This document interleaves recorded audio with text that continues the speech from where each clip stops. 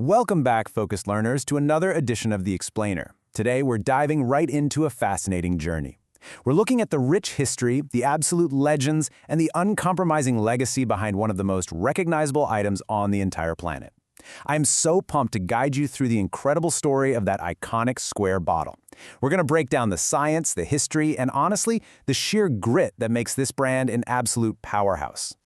We all know that familiar square bottle, right? But have you ever stopped and asked yourself, what is the true secret behind the world's best-selling American whiskey? Because that ubiquitous shape and that classic black and white label, they hold over 150 years of pure defiance, brilliant unsung history, and totally uncompromised standards. Today, we aren't just looking at a beverage. We're unpacking a cultural artifact that was born in a dry county in Tennessee and somehow managed to conquer the globe. Section 1. The mystery of number 7, the theories behind the label. Let's get into it. So this is literally the #1 question asked by visitors down at the distillery, and it's a debate that's raged for well over a century. There's some wild theories out there surrounding the label. Some folks insist it was simply Jack's 7th recipe attempt, the 7th batch of mash that he finally deemed perfect. Others look at his reputation as a lifelong bachelor and a bit of a ladies' man, claiming it honored his 7th girlfriend.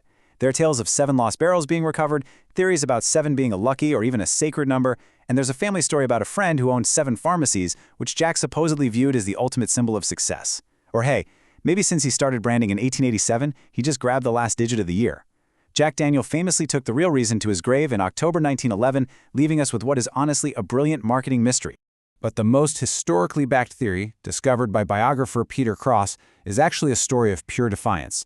Back in 1877, the government assigned Jack's distillery tax registration number 7, but when they later reshuffled the districts, they changed his number to 16. And get this, Jack's distillery was the only one whose number was changed. Furious at the revenue department, Jack allegedly chose to prominently label his jugs Old No 7 in pure defiance. It was a way to ensure his loyal customers would always know exactly which brand was his. It's just a perfect example of his stubborn, deeply independent nature. Moving on to Section 2, Bourbon versus Tennessee whiskey. The legal distinction. Now, this builds into a massive debate you'll hear at bars everywhere. Is this drink actually bourbon? Well, to answer that, we have to compare the standards side by side. Federal standards for bourbon strictly dictate it must have a mash bill of at least 51% corn, be distilled to no more than 160 proof, age in brand new charred oak containers, and, crucially, it can be produced absolutely anywhere in the United States. Tennessee whiskey actually meets every single one of those federal standards. So technically, yeah, it is a bourbon. But it adds 2 incredibly strict state-mandated rules. It must be geographically made in Tennessee, and it has to undergo a highly unique filtration step known as charcoal mellowing. Which brings us to Section 3, the Lincoln County process, crafting the distinct flavor. That unique filtration step we just mentioned? That is the absolute heart of the distillery's operation. It's called the Lincoln County process. Basically, this is a pre-aging filtration step where the clear, new-make spirit drips really slowly through packed columns of hard sugar maple charcoal. And it's not just some quick filter, it actively strips out harsh congeners. Those bitter, grainy compounds that get created during fermentation. By knocking this out before the liquid ever even touches a barrel, it gives the spirit a massive 2-year head start on smoothness. 10. That's the magic number here. That is the number of feet of densely packed sugar maple charcoal that every single drop of this whiskey has to filter through. The distillery literally makes its own charcoal by burning hard sugar maple planks. The clear distillate then takes 3 full, gravity-fed days to slowly trickle its way through this 10-foot vat. No pressure, it relies purely on gravity. This slow, deliberate journey is exactly what transforms it from a harsh, clear spirit into a super approachable, smooth liquid. Let's just walk through the full sensory crafting journey real quick. It all starts with pure, iron-free limestone cave spring water flowing at a constant 56 degrees. Iron absolutely ruins whiskey, so having this natural limestone filter is completely essential. Next up is a 6-day sour mash cook. They use a very specific mash bill, 80% corn for that classic sweetness, 12% barley, and 8% rye for the little bit of spice. After distillation comes that crucial 3-day charcoal mellowing we talked about. And finally, the whole thing is aged in proprietary level 4 alligator char white oak barrels. Brown-Forman actually makes their own barrels. They toast the wood to draw out the natural sugars and then heavily char it until the inside literally cracks like alligator skin. That's what gives the whiskey its beautiful amber color and those deep vanilla notes. Section 4, the legacy of Nearest Green, the unsung hero. Now, shifting our focus from the technical mechanics over to the human element, we absolutely need to introduce the foundational figure who mastered this exact Lincoln County process. His name was Nathan Nearest Green.